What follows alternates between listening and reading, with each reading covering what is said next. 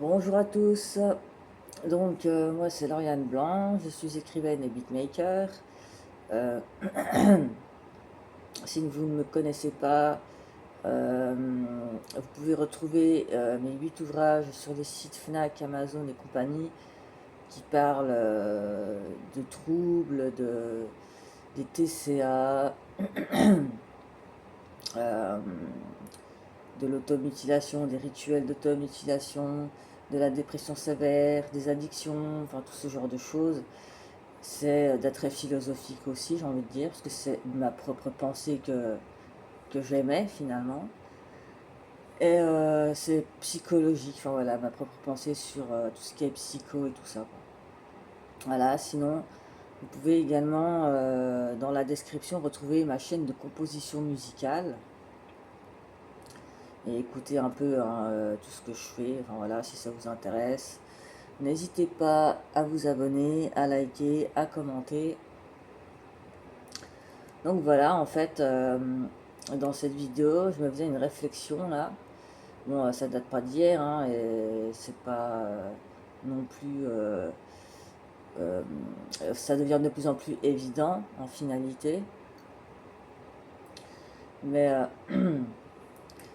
en fait, le système, j'ai l'impression que plus les gens sont inconscients, et plus c'est normal. La normalité dans cette société, c'est les inconscients.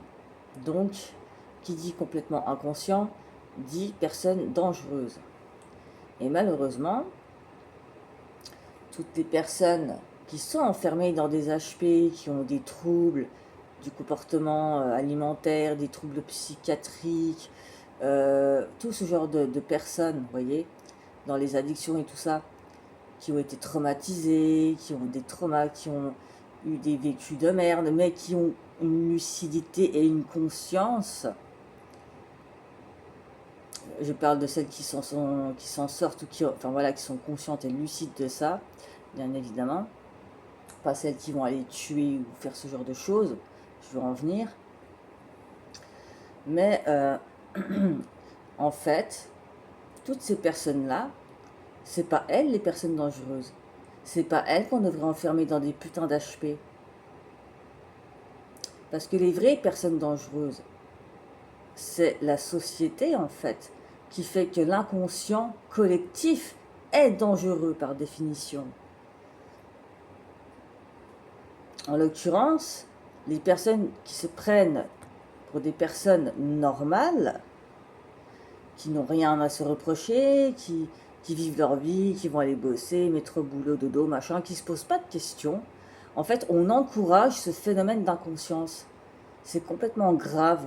On encourage les gens qui sont dans le déni, la perversion, dans tous les sens du terme, perversion, hein, voilà, que ce soit perversion sexuelle ou perversion euh, dans le sens où il y a des pervers narcissiques, voilà, la perversion sociétale et tout ce genre de choses.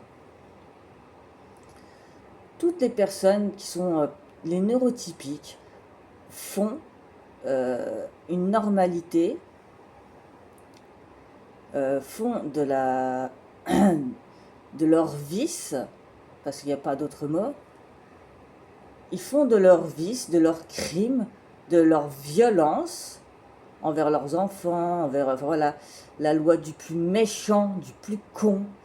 Ils en font une normalité. Et toutes les personnes qui subissent, on les traite de folles, on les enferme, et en fait on inverse les rôles. Mais c'est ça qui est grave.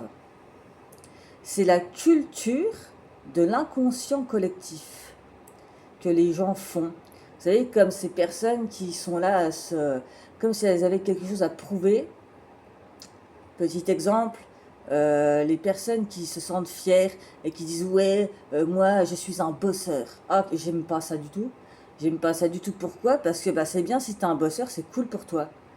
Si t'as envie d'être l'esclave de cette société, eh ben c'est bien pour toi. Mais arrête d'envier et de jalouser les autres, en fait. Trouve-toi un boulot qui te plaît et arrête de faire chier les gens à essayer de... Vous savez, ils ont ce besoin de se justifier, de se dire, moi je suis un bosseur, moi j'ai fait ça, moi j'ai fait ci, je bosse plus que toi. Mais on n'est pas en compétition en réalité. On est là pour vivre nos vies différemment. On n'est pas là pour entretenir ce genre de choses. Mais l'inconscient collectif est perverti. Et j'ai envie de dire que les gens qui sont pas normaux, c'est pas les personnes LGBT, c'est pas les personnes qui font des transitions, ce genre de choses. C'est pas les neuroatypiques. C'est pas toutes ces personnes-là. Parce que nous, on est conscient et lucide de ce qu'on dit, de ce qu'on fait. Les personnes dangereuses réellement, c'est les personnes neurotypiques. Et plus on va aller éteindre cette flamme de conscience, comme une espèce de... une jauge comme ça, une espèce d'échelle, plus, voilà, plus le niveau de conscience est bas, plus les personnes sont méchantes, moins elles ont d'empathie, moins elles sont ouvertes d'esprit, et plus elles se complaisent dans ce système perverti en soi. Et je trouve ça désolant et grave en finalité. Parce que nous, on doit... voilà, on galère à se faire reconnaître dans nos traits atypiques. On doit se faire reconnaître, on doit expliquer tout, se justifier, enfin voilà. Mais quand on est normal, quand on n'a pas de conscience, tout va bien. Et on le remarque de plus en plus, hein, avec cette justice, la justice, voilà, pour les pédos, hein. C'est normal, bah oui c'est normal. Par contre, oh les homos, oh, c'est pas normal. Regardez-moi là, les gens là, ils s'aiment, ils sont... Oh, deux personnes du même sexe qui s'aiment, oh là là, c'est pas normal. Mais la pédophilie, ah bah c'est normal, oh tout va bien, on va rien faire pour ça, de toute façon, l'État, hein, c'est au gouvernement, et c'est les premiers réseaux, c'est les premiers réseaux pédos et les premiers réseaux de drogue. Donc ils vont pas aller contre ça, ils vont pas aller contre leurs vices et leurs perversions. C'est ça le problème. Et plus on monte en niveau de conscience, plus on conscientise tout ça, plus on est lucide sur tout ça, et plus on se fait passer pour des complotistes, pour des personnes qui s'inventent des choses, pour des personnes qui déraillent, qui sont folles, qui sont malades. Oh là là, attention, il faut surtout pas que la vérité se sache. Ce qui est réellement inadmissible en finalité.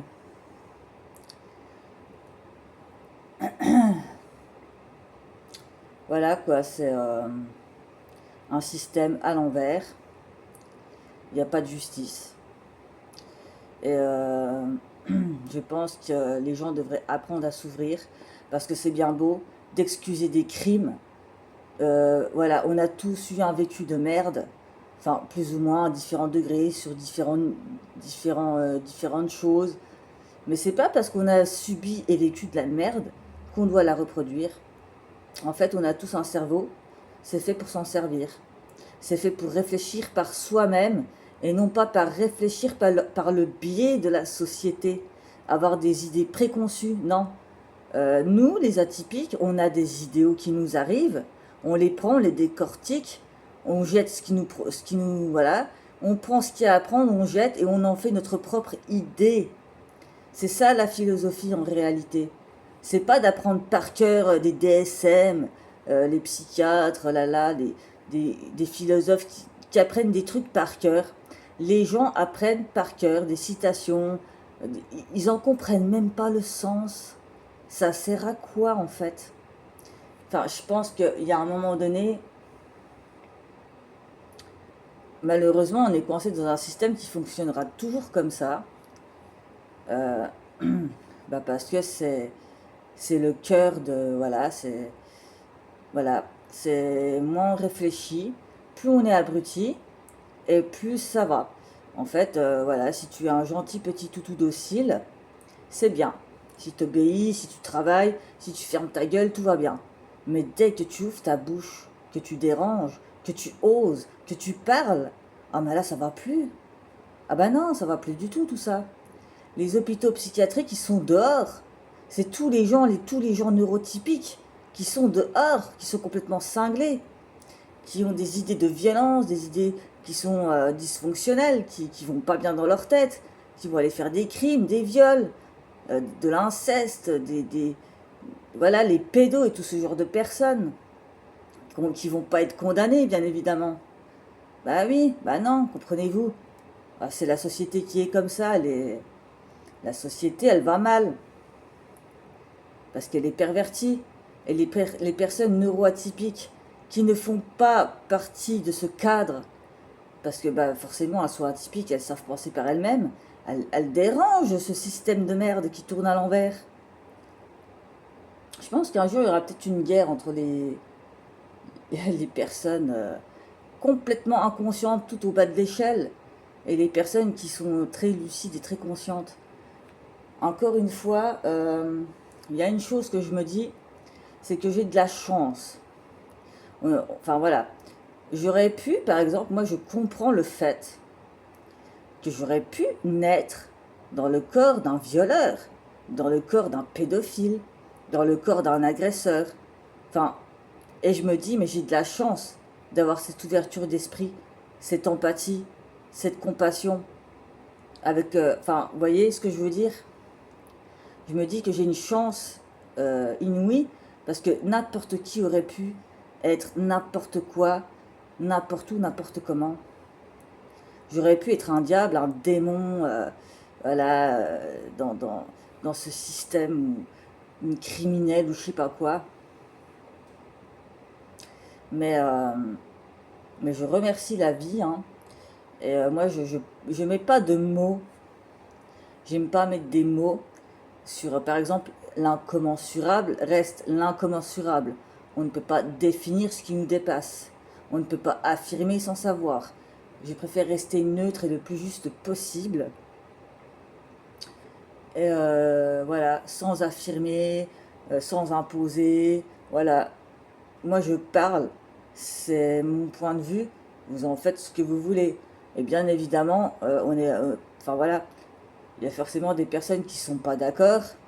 Et c'est d'accord de pas être d'accord. Donc voilà, tout simplement, je me dis que ouais, j'aurais pu être un putain de violeur ou ce genre de choses. Mais la vie a fait que bah non, je ne suis pas dans ce cas-là. Et heureusement pour moi, ça c'est l'empathie cognitive, l'empathie émotionnelle. Mais c'est pas parce qu'on comprend les schémas des personnes qu'il faut les excuser, leur pardonner. C'est pas parce que aussi on a subi ce genre de choses qu'il faut les reproduire. Encore une fois, on a un cerveau, c'est fait pour s'en servir. Donc, ben, les personnes qui ont un level de conscience très bas, ben, ouvrez vos sens en fait. Questionnez-vous, je sais pas, faites quelque chose, mais restez pas comme ça en fait. Vous passez à côté de votre vie et c'est moche. Enfin, vous faites ce que vous voulez, hein, moi je vous dis ça, mais voilà.